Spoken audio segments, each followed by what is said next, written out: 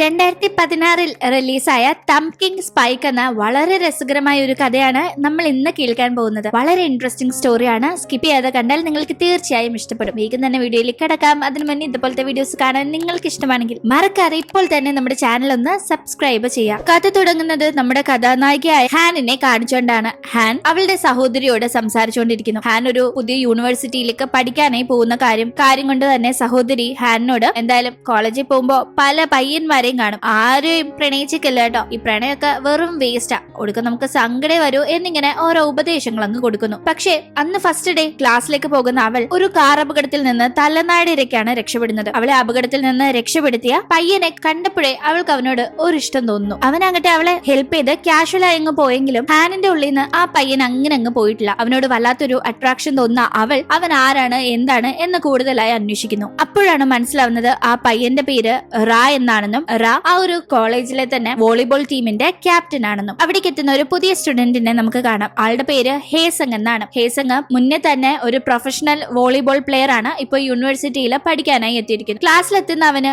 Seat കിട്ടുന്നത് ഹാനിന്റെ അടുത്താണ്. Han ആകട്ടെ ഈ ഒരു യൂണിവേഴ്സിറ്റിയിലേക്കുള്ള എൻട്രൻസ് എക്സാമിന്റെ ടോപ്പ് സ്കോററുമാണ്. അതുകൊണ്ട് തന്നെ കൂട്ടുകൂടുമ്പോ ഏറ്റവും ടോപ്പിലുള്ളവരുമായി കൂട്ടുകൂടണം, അവരിൽ നിന്ന് ബെസ്റ്റ് എല്ലാം തനിക്കും കിട്ടണം എന്ന് കോമ്പറ്റീഷൻ മൈൻഡുള്ള ഹേസങ് ഹാനുമായി സംസാരിച്ച് കമ്പനി ആവാൻ ശ്രമിക്കുന്നു. അങ്ങനെ രണ്ടുപേരും ഏറെ നേരം സംസാരിക്കുന്നുണ്ട്. ആ ഒരു സമയത്താണ് ക്ലാസ് കഴിഞ്ഞവർ പുറത്തേക്ക് ഇറങ്ങുമ്പോ റാ ഹേസങ്ങിനെ കാണാനായി വരുന്നത്. ഹേസങ് മുന്നേ പറഞ്ഞതുപോലെ പ്രൊഫഷണൽ വോളിബോൾ പ്ലെയർ ആണല്ലോ, അതുകൊണ്ട് തന്നെ കോളേജിലെ വോളിബോൾ ടീമിലേക്ക് ചേരാനായി അവനെ ക്ഷണിക്കുമ്പോൾ അവനും തയ്യാറാവുന്നു. അങ്ങനെ പ്രാക്ടീസ് നടക്കുന്ന സ്ഥലത്തേക്ക് ഹേസങ് പോകുമ്പോ ഇപ്പൊ അവന്റെ കൂടെ ഫ്രണ്ട് ആയിരിക്കുന്ന ഹാനും കൂടെ പോകുന്നു. അവൾ കൂടെ പോകുന്നതിന് മറ്റൊരു കാരണമുണ്ട്. റാ അവിടെ ഉണ്ടല്ലോ, അവനെ കാണാമെന്ന് ഓർത്തിട്ടാണ് അവൾ പോകുന്നത്. പക്ഷെ അവിടെ എത്തി ഇവരുടെ വോളിബോൾ പ്രാക്ടീസ് ഒക്കെ കാണുമ്പോൾ ഹേസങ്ങിന് തനിക്ക് അറിയാവുന്ന പ്രൊഫഷണൽ വോളിബോളിൽ നിന്ന് ഇവര് ചെയ്യുന്ന വോളിബോൾ വളരെ വ്യത്യസ്തമാണ്. പ്രൊഫഷണൽ ആയിട്ട് ഒരു കാര്യം ചെയ്യുന്നതും കോളേജിനകത്ത് ഒരു ടീമിൽ പ്ലേ ചെയ്യുന്നതും തമ്മിൽ വ്യത്യാസമുണ്ട്. അതുകൊണ്ട് ഞാൻ ഇതിൽ ചേർന്നാൽ ശരിയാവില്ല, ഒടുക്കം അത് ചിലപ്പോ താൻ പറയുന്ന കാര്യങ്ങളുമായിട്ട് അവർക്ക് സെറ്റ് ആവില്ലെങ്കിൽ പിന്നീട് അത് പ്രശ്നമാവില്ല, അതുകൊണ്ട് ഇതിൽ ചേരണ്ട എന്ന തീരുമാനമാണ് ഹേസങ് എടുക്കുന്നത്. തുടർന്ന് ഹേസങ്ങും ഹാനും സംസാരിക്കുന്ന സമയത്ത് റായോട് ഹാനിനൊരു താല്പര്യമുണ്ട് എന്ന് മനസ്സിലാക്കുന്ന ഹേസങ് അവളെ അതിനെ സഹായിക്കാമെന്ന് പറയുന്നു. പക്ഷെ പകരത്തിന് തന്നെ പഠിക്കാൻ ഹാൻ സഹായിക്കണമെന്നതായിരുന്നു ഹേസങ്ങിന്റെ ആവശ്യം. എന്തായാലും അങ്ങനെ ഒരേ ക്ലാസ്സിൽ ഒന്നിച്ച് പഠിക്കുന്ന ഇപ്പൊ നല്ല ഫ്രണ്ട്സ് ആയിരിക്കുന്ന ഹാനും ഹേസങ്ങും ഒരുപാട് നേരം ഓരോന്നും സംസാരിച്ചൊക്കെ ടൈം സ്പെൻഡ് ചെയ്യുന്നുണ്ട്. ഇത്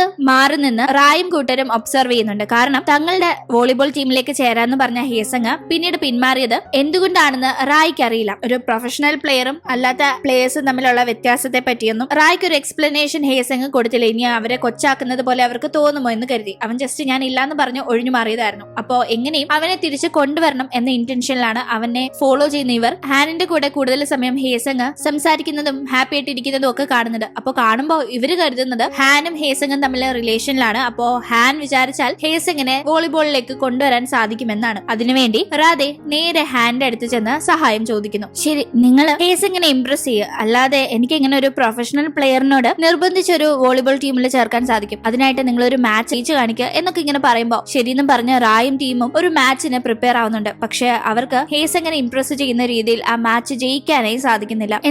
എന്തെങ്കിലും റായെ അട്രാക്ട് ചെയ്യാനായി ചെയ്യണമെന്ന് തോന്നുന്ന ഹാൻ ചിയർ ലീഡിംഗ് ടീമിൽ ചേരാനായി തീരുമാനിക്കുന്നു. പക്ഷെ അതങ്ങ് നേരിട്ട് ചേരാൻ സാധിക്കില്ല, അതിന് ഓഡിഷൻ അറ്റൻഡ് ചെയ്യണം. എങ്ങാനും ഓഡിഷനിൽ സെലക്ടഡ് ആയാൽ വോളിബോൾ ടീം മാച്ചിനൊക്കെ പോകുന്ന ടീം ചിയർ ലീഡിംഗ് ടീമിനും കൂടെ പോകാനൊക്കെ സാധിക്കും, അവരെ ചിയർ ചെയ്യാനായി. അതുകൊണ്ട് തന്നെ അവൾ അതിന് വളരെ ഇൻട്രസ്റ്റ് ആയി പ്രാക്ടീസ് ചെയ്യുന്നുണ്ട്. പക്ഷെ വീട്ടിൽ വെച്ച് ഓഡിഷന് തൊട്ട് മുന്നേ പ്രാക്ടീസ് ചെയ്യുന്ന അവൾക്ക് കാലിൽ പരിക്കേൽക്കുന്നു. തുടർന്ന് ഓഡിഷന് പോകാൻ സാധിക്കില്ല എന്നുറപ്പാകുമ്പോൾ ഹാനിന് വളരെ വിഷമമാകുന്നത് കണ്ട് ഹാനിന്റെ സഹോദരി അവൾക്കൊരു സഹായം വാഗ്ദാനം ചെയ്യുന്നു. ഹാന്റെ സഹോദരിയെ നമ്മൾ കഥയുടെ തുടക്കത്തിൽ കണ്ടിട്ടുണ്ടായിരുന്നല്ലോ. രണ്ടുപേരും ഇരട്ടകളാണ്. സഹോദരിയുടെ പേര് ആരം എന്നും. ആരം ഹാനിന് പകരം താൻ ഓഡിഷൻ പോയി അറ്റൻഡ് ചെയ്ത് വിജയിച്ചു വരാമെന്ന് അവൾക്ക് ഉറപ്പ് നൽകുന്നു. അങ്ങനെ ഹാനായി ഏറം കോളേജിലേക്ക് ചെല്ലുന്നു. ഹാനിനെ പോലെയുള്ള വസ്ത്രധാരണമായിരുന്നില്ല ഏറമിന്റേത്. ഷോർട്ട് സ്കേർട്ട് ഒക്കെ ഇട്ട് പോകുന്ന അവളെ അവിടെയുള്ള ചില പയ്യന്മാരെ നോട്ടീസ് ചെയ്യുന്നു. അതേപോലെ തന്നെ റായും പ്രത്യേകം ശ്രദ്ധിക്കുന്നുണ്ട്. അവളുടെ അടുത്ത് വന്നവൻ ഒന്നിച്ച് ഫുഡ് കഴിക്കാൻ പോകാന്നൊക്കെ ക്ഷണിക്കുമ്പോൾ അവളാകട്ടെ അവനെ റിജക്ട് ചെയ്യാണ്. ഏറം ഹാനിനെ പോലെ പലതും പെരുമാറുന്നുണ്ടെങ്കിലും മറ്റാർക്കും സംശയം തോന്നിയില്ലെങ്കിലും ഹേസങ് എന്തോ ഒരു ഒരു പന്തികേടുണ്ടല്ലോ എന്ന് നോട്ടീസ് ചെയ്യുന്നു. ഹാൻ പൊതുവെ ചെയ്യാത്ത പല കാര്യങ്ങളും ഏറും ചെയ്യുന്നുണ്ട്. ഹാൻ ഈ ചിയർ ലീഡിങ്ങിന് വേണ്ടി പ്രാക്ടീസ് ചെയ്യുമ്പോൾ പോലും അത്ര പെർഫെക്റ്റ് ആയി ഡാൻസ് ചെയ്യാറുണ്ടായിരുന്നില്ല. പക്ഷെ ഏറും എല്ലാം വളരെ നന്നായി ചെയ്യുന്നതും ഇവൾ കുറച്ച് സ്മാർട്ട് ആണെന്നും ഒക്കെ മനസ്സിലാക്കുന്ന ഹേസങ് അവളുടെ അടുത്ത് ചെന്ന് നീ ഹാൻ തന്നെയാണോ, എനിക്കെന്തോ നീ വേറെ ഒരാളാണ് എന്ന് തോന്നിപ്പോന്നു, വളരെ വ്യത്യസ്തമായിട്ടുണ്ട് എന്നൊക്കെ പറയുമ്പോ ഒടുക്കം ഏറത്തിന് സത്യം ഹേസങ്ങിന്റെ അടുത്ത് തുറന്നു പറയേണ്ടി വരുന്നു. അവനത് കേട്ട് ആകെ ഷോക്കായി അവളോട് ദേഷ്യപ്പെട്ട് അവിടെ നിന്ന് പോകുന്നു. ഇതേ ടീം ഹേസങ് ഇങ്ങനെ അവളോട് ദേഷ്യപ്പെടുന്നത് ഹേസങ്ങിന്റെ ചില ഫാൻ ഗേൾസ് കാണുന്നുണ്ടായിരുന്നു. അവളുമാര് അങ്ങനെ ഇത് ഹാൻ ആണെന്ന് കരുതി ഏറത്തിനോട് വഴക്കുണ്ടാക്കാനായി വരുമ്പോ അത് കാണുന്ന റാ അവിടേക്ക് എത്തി അവളെ സേവ് ചെയ്യുന്നു. തുടർന്ന് അവൻ അവളെ ഫുഡ് കഴിക്കാനായി നിർബന്ധിച്ച് അങ്ങനെ കൂട്ടിക്കൊണ്ടുപോകുന്നു. അതേ ടീം ഹാനിനെ കാണാനായി അവളുടെ താമസ സ്ഥലത്തേക്ക് ഹേസങ് വന്നിട്ടുണ്ടായിരുന്നു. എന്നാലും ഇങ്ങനെ ഇത്രയും വലിയ കള്ളമൊക്കെ ചെയ്യേണ്ട കാര്യമുണ്ടോ എന്ന് വളരെ ഡിസപ്പോയിന്റഡ് ആയി ഹേസങ് സംസാരിച്ചുകൊണ്ട് നിൽക്കുമ്പോഴാണ് അങ്ങോട്ടേക്ക് റായിയുടെയും ഏറത്തിന്റെയും വരവ്. ആ ഒരു സമയത്ത് റായിക്കും ഹാൻ നടത്തിയ ആൾമാറാട്ടത്തെ പറ്റി മനസ്സിലാവുന്നു. പക്ഷെ അപ്പോഴാണ് മറ്റൊരു കാര്യം കൂടി റിവീൽ ആവുന്നത്. ഹേസങ് റായോട് പറഞ്ഞതിനെ തുടർന്നാണ് അവൻ മുന്നേ അവളെ ഫുഡ് കഴിക്കാനായി ക്ഷണിച്ചുകൊണ്ട് പോയത്. നീ അവളെ ഫുഡൊക്കെ കഴിക്കാനായി വിളിച്ചോണ്ട് പോയാല് ഞാൻ നിന്റെ വോളിബോൾ ടീമിൽ വന്ന് ചേരുന്ന കാര്യത്തെ പറ്റി ആലോചിക്കാമെന്ന് ഒരു കാര്യം ഹേസങ് റായോട് പറഞ്ഞിട്ടുണ്ടായിരുന്നു. കാരണം എത്രത്തോളം ഹാൻ റായുമായി റിലേഷനിലാകാനായി കഷ്ടപ്പെടുന്നു എന്നത് ഹേസങ്ങിന് അറിയാമല്ലോ. പക്ഷെ എന്ത് കാര്യം, അപ്പോഴേക്കും ഇവിടെ ഇങ്ങനെ അവൻ അറിയാതെ ആൾമാറാട്ടം നടത്തി അവൻ ചെയ്ത പ്ലാൻ എല്ലാം കുളമായിട്ടുണ്ടായിരുന്നു. അപ്പോഴേക്കും ഏറും ഹാനിന് വേണ്ടി അറ്റൻഡ് ചെയ്ത ഓഡിഷനിൽ ജയിക്കാനായി അവൾക്ക് കഴിഞ്ഞിട്ടുണ്ടായിരുന്നു. പക്ഷെ ഇവിടെ ആൾമാറാട്ടം നടത്തി ഓഡിഷനിൽ പാസ്സായത് ഇപ്പൊ ഒരു കുറ്റബോധത്തോടെ തോന്നുന്ന ഹാൻ ആ ഒരു കാര്യം ഓഡിഷൻ നടത്തിയ ടീമിനോട് റിവീൽ ചെയ്യുന്നു. അവർ ആ കാര്യത്തിൽ അവളോട് നല്ല കലിപ്പാവുന്നുണ്ട്, എന്താ ഞങ്ങളെ പൊട്ടനാക്കാൻ നോക്കുകയാണോ എന്ന്. പക്ഷെ അപ്പോൾ അത് കേൾക്കുന്ന റാ ഹാനെ സപ്പോർട്ട് ചെയ്ത് സംസാരിക്കുന്നു. അവൾക്ക് കാലിന് പരിക്കേറ്റത് കൊണ്ട് അവൾക്ക് വളരെ ആഗ്രഹമുള്ളത് കൊണ്ടാണ് അവൾക്ക് അങ്ങനെ ഒരു കാര്യം ചെയ്യേണ്ടി വന്നത്. അതുകൊണ്ട് ഒരു ചാൻസും കൂടി കൊടുക്കണം. ഈ ചാൻസിൽ നിങ്ങൾ അവളെ ഇംപ്രസ് ചെയ്താൽ മാത്രം അവളെ സെലക്ട് ചെയ്താൽ മതി എന്ന് പറഞ്ഞ് അവൾക്ക് ഒരു ചാൻസും കൂടി വാങ്ങിച്ചു കൊടുക്കുന്നു. ഭാഗ്യവശാൽ അവൾക്ക് അവരെ ഇംപ്രസ് ചെയ്ത് അതിൽ സെലക്ടഡ് ആകാനും സാധിക്കുന്നു. അങ്ങനെ ഇവിടെ കാര്യങ്ങൾ നടക്കുമ്പോൾ സത്യത്തിൽ റാ പറഞ്ഞത് കൊണ്ട് മാത്രമോ അല്ലെങ്കിൽ താൻ ഇംപ്രസ് ചെയ്തത് കൊണ്ട് മാത്രമോ അല്ല തന്നെ സെലക്ട് ചെയ്യണമെന്ന് താൻ പോലും അറിയാതെ തനിക്ക് വേണ്ടി ഹേസങ് അവരോട് സംസാരിച്ചിട്ടുണ്ടായിരുന്നു എന്ന് പിന്നീട് അറിയുന്ന ഹാനാകട്ടെ അവനോട് ചെന്ന് താങ്ക്സ് പറയുന്നു. ഇവളെ നേരിട്ട് ശ്രദ്ധിക്കാതെ മറ്റുള്ളവരോട് ഇവൾക്ക് വേണ്ടി ഓരോ ഹെൽപ്പ് ഒക്കെ ചെയ്യുന്നുണ്ടെങ്കിലും ഹാൻ നേരിട്ട് സംസാരിക്കാൻ പോകുമ്പോൾ അവൾ നടത്തിയ ആൾമാറാട്ടത്തിന്റെ പേരിൽ അവളോട് പിണങ്ങി തന്നെ ഇരിക്കുകയാണ്. അതിന്റെ ഇടയിൽ തന്റെ വോളിബോൾ ടീമിലേക്ക് വന്നു ചേരണം, ഹേസങ് പറഞ്ഞതുപോലെ താൻ ഹാനിനെ ഫുഡ് കഴിക്കാനായി ക്ഷണിച്ചിട്ടുണ്ടായിരുന്നു എന്നെല്ലാം റാ പറയുമ്പോൾ ഹേസങ് അത് നിരസിക്കുന്നു. നിന്റെ ടീം തീരെ മെച്ചുവർ അല്ല, ആ ഒരു ടീമിന്റെ കൂടെ പ്ലേ ചെയ്താല് എനിക്ക് അത് വളരെ നാണക്കേടായിരിക്കും എന്നെല്ലാം പറഞ്ഞ് ഹേസങ് ഒഴിഞ്ഞു മാറുമ്പോൾ അത് റായുടെയും ഹേസങ്ങിന്റെയും ഇടയിൽ ഒരു വഴക്കിലാണ് കലാശിക്കുന്നത്. പക്ഷെ പിന്നീട് തന്റെ ഭാഗത്ത് തെറ്റുണ്ട്, താൻ എടുത്തടിച്ച് അങ്ങനെ സംസാരിച്ചത് വളരെ ഇൻസൾട്ടിംഗ് ആണ്, അങ്ങനെ പറയാൻ പാടില്ലായിരുന്നു എന്ന് തിരിച്ചറിയുന്ന ഹേസങ് റായുടെയും ഫ്രണ്ട്സിന്റെയും അടുത്ത് ചെന്ന് അതിന് സോറി ചോദിക്കുന്നു. അവന്റെ ടീമിലേക്ക് ചേരാനും ഹേസങ് തീരുമാനിക്കുന്നു. അപ്പോഴേക്കും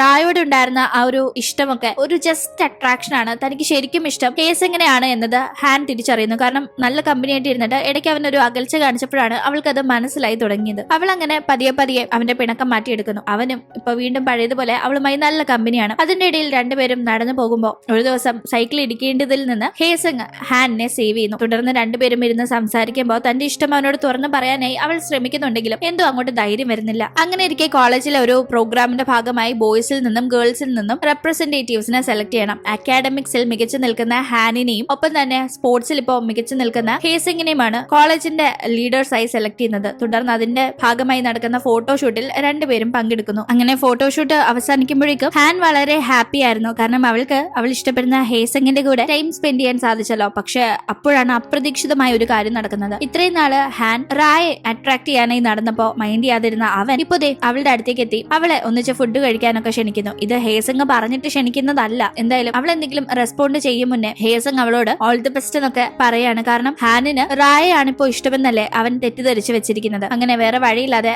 റായുടെ ഇൻവിറ്റേഷനും നിരസിക്കാൻ സാധിക്കാതെ അവൾ അവന്റെ കൂടെ ഫുഡൊക്കെ കഴിക്കാൻ പോകുന്നുണ്ടെങ്കിലും അവൾ അതൊന്നും തീരെ എൻജോയ് ചെയ്തില്ല. റാ ആകട്ടെ അവള് പ്രപ്പോസും ചെയ്യുന്നുണ്ട്. എന്തായാലും ഇതൊക്കെ ആകെ ടെൻഷനാണ് ഹാനിന് നൽകുന്നത്. അവൾ അന്ന് ഫുഡ് കഴിച്ച് തിരിച്ചെത്തുമ്പോഴേക്കും ആകെ വയ്യാണ്ട് വോമിറ്റ് ഒക്കെ ചെയ്ത് അവശയാവുന്നു. ഈ ടീം ഹേസങ് ആണ് അവളെ ഹോസ്പിറ്റലിലാക്കുന്നത്. കൂടാതെ അഴുക്കായ അവളുടെ ഡ്രസ്സൊക്കെ അവനാണ് ചേഞ്ച് ചെയ്ത് കൊടുക്കുന്നത്. പിന്നീട് കുറച്ച് ഓക്കെ ആവുമ്പോൾ ഹേസങ് തന്നെ സഹായിച്ചതും ഹേസങ് തന്നെയാണ് ഹോസ്പിറ്റലിൽ നിന്ന് ഡിസ്ചാർജ് ആവുന്ന ഹാനിന്റെയും വീട്ടിൽ കൊണ്ടാക്കുന്നതും. എന്തായാലും ഹാൻ പിന്നീട് തന്റെ സിസ്റ്ററിനോട് ഈ നടന്ന കാര്യങ്ങൾ പറഞ്ഞിട്ട് റാ തന്നെ പ്രപ്പോസ് ചെയ്തു അവനെ ഡേറ്റ് ചെയ്യാൻ പോവുകയാണെന്ന് പറയുമ്പോൾ ഇതുവരെ നടന്ന കാര്യങ്ങളെല്ലാം അറിയാവുന്ന സഹോദരിയാകട്ടെ ഹാനിന് ഹേസങ് തന്നെയായിരിക്കും മാച്ചിങ്. കാരണം ഹേസങ് കെയർ ചെയ്യുന്ന അത്രയൊന്നും റാ ഹാനിനെ പറ്റി കെയർ ചെയ്യുന്നുണ്ടെന്ന് തോന്നുന്നില്ല എന്നൊരു അഭിപ്രായം പറയുന്നു. ഇത് കേൾക്കുമ്പോൾ അവൾക്കും ആകെ കൺഫ്യൂഷൻ ആവുന്നു. ആദ്യം അവൾ ഇഷ്ടപ്പെട്ടത് റാനെയാണ്, പിന്നീട് ഹേസങ്ങിനോട് ഇഷ്ടം തോന്നി. പക്ഷെ ഹേസങ്ങിനോട് അതെങ്ങനെ പറയണമെന്ന് അറിയില്ല. അപ്പോഴേക്കും റാദി അവളെ പ്രപ്പോസ് ചെയ്തു. ഇപ്പോ ആരെ ഇഷ്ടപ്പെടും, ആരെ ഡേറ്റ് ചെയ്യും എന്ന വലിയ വലിയ കൺഫ്യൂഷനിലാണ് അവൾ. അങ്ങനെ ഇരിക്കെ റായോട് കാഷ്വലായി സംസാരിക്കുന്ന ഹേസങ്, എന്തായാലും നിങ്ങൾ